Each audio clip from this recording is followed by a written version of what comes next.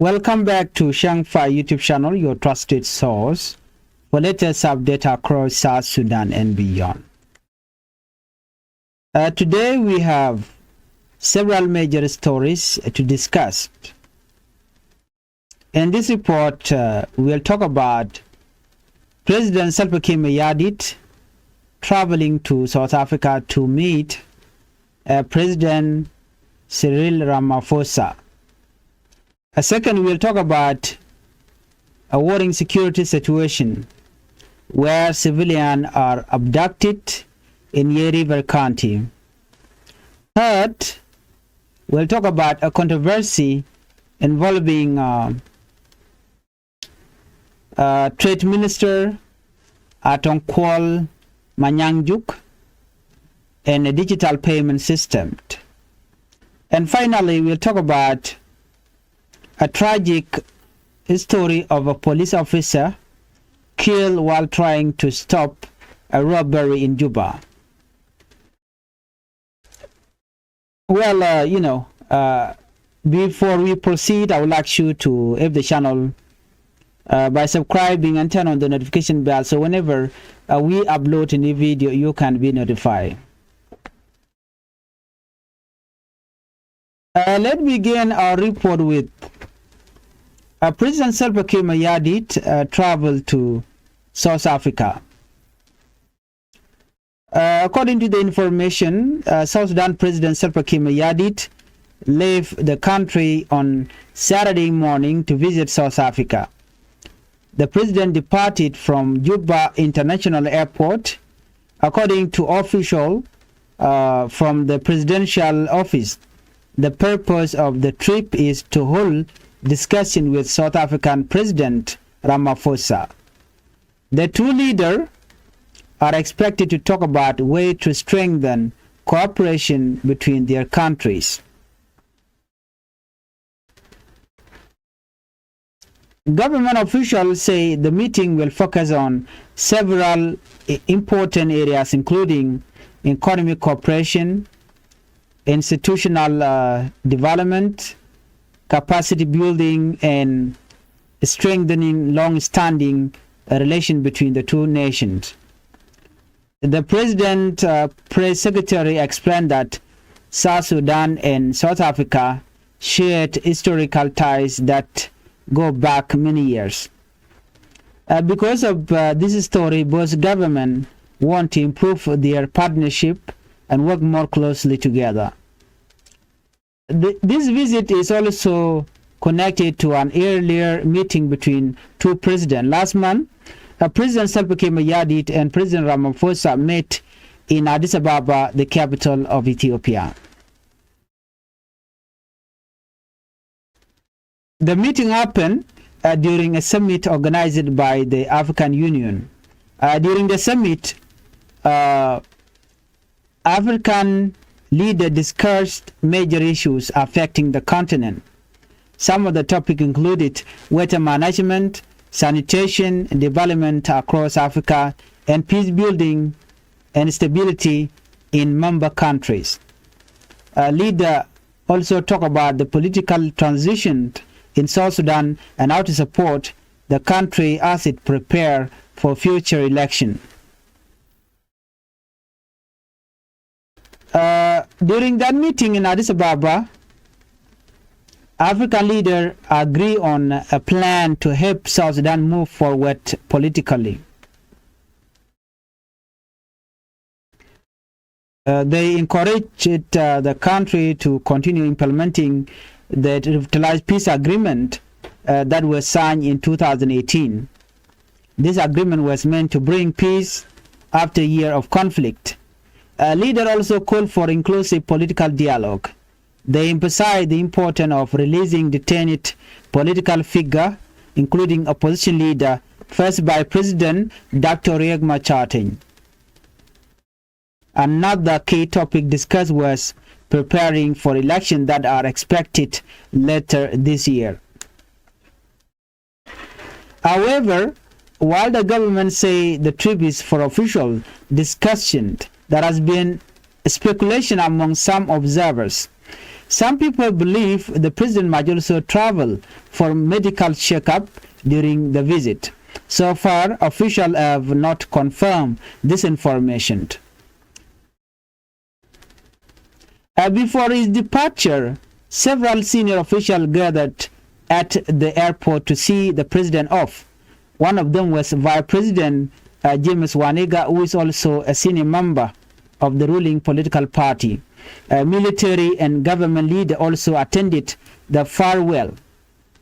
This journey is the president's second international trip this year. His first trip in 2026 was the visit to Addis Ababa in February. For South Sudan, such diplomatic visits are important because they help strengthen relationship with other African nations. They also create opportunities for economic cooperation and political support. But many citizens also want to see this international partnership lead to real development at home. Let's move on to our second top story: civilian abducted in Yera County in South Sudan. Now let us move to a security story that has raised concern among residents. The incident happened in an area called Gimunu Buma in Yei Town Payam. Local authorities said unknown gunmen carried out the attack late at night. Among those abducted was the executive chief of the community. 3 other civilians were also taken during the attack. According to security officials, the chief was later released. However, the other 3 civilians are still missing. Authorities are now trying to find out where the army group took them. Local officials say investigations are ongoing. According to chief statement, after his release, the attacker may belong to an opposition group, but authorities say they are still collecting more information to confirm who was responsible. The attack caused panic among many people living in the area. When army incidents happen at night, communities often feel unsafe and worried about further violence. Security officials say they are continuing patrol to maintain safety. They also encourage residents to report any suspicious activity immediately. Officials say cooperation between citizens and security forces is important to prevent crime. Despite the incident, authorities say normal activities such as vehicle movement and road travel are continuing, but the disappearance of the 3 civilians remains a serious concern. Families of the victim are still waiting for news about their loved one. Let's move on to our third top story: government reverse decision on a digital payment system. Another major story comes from the economic sector. South Sudan Trade Minister Atonkol Manyangjuk has reversed a decision involving a digital payment platform. Earlier this month, the minister ordered a 90-day review of a system called Capital Pay. The system is operated by a company known as Crawford Capital. The review would have temporarily stopped the system while officials examine how it operates.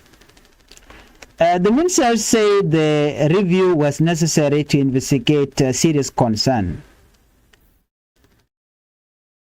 She explained that the government must protect the country's economy and ensure that digital trade system operate transparently. According to her statement, the review was meant to examine both technical and administrative issues. However, the situation changed after advice from Vice President James Waniga. Waniga led the government economic cluster. He advised the minister to pause the directive and consult the Ministry of Justice. After receiving this advice, the minister decided to lift the suspension. Even though the system will continue operating, the minister stressed that transparency is essential. She said digital trade system must be implemented carefully to avoid disrupting trade or government operation. She also requested detailed financial record related to the platform. South Sudan Revenue Authority has been asked to provide full information about transactions handled by the system. Some watchdog organizations have expressed concern about how the system was introduced. They say there was no open competitive bidding process before the company received the contract. Because of this, critics worry that some government revenue might not reach the national treasury. For now, the government said it supports modernization and digital trade system, but the official also said accountability and transparency must come first. Let's move on to another breaking report. A police officer killed while protecting robbery victim in Juba. Finally, we turn to a tragic story from Juba. A police officer lost his life while trying to stop a robbery. The officer has been identified as Richard Jada Simon Modi, a 39-year-old corporal in the National Police Services. The incident happened in the Khor William area. According to family members, two suspects had stolen a motorcycle from its owner. The owner began chasing them to recover his motorcycle. When Corporal Richard Jada saw what was happening, he joined the chase to help stop the criminal. During the pursuit, the suspect abandoned the motorcycle and ran away.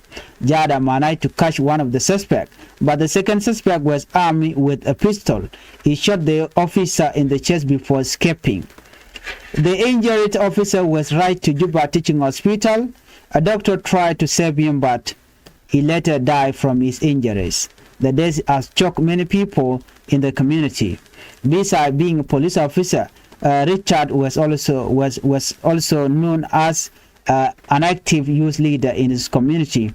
Many residents said he was committed to protecting others. A local chief by the name Emmanuel Lasona say the area has experienced increasing crime in recent years. According to him, there have been many cases of motorcycle theft and killing. From 2024 until March 2026, the area recorded more than 40 deaths. He is now calling on authorities to increase security patrol. The chief also pointed out that one police unit currently serves about 9 blocks in the area. Many residents believe more security forces are needed to improve safety.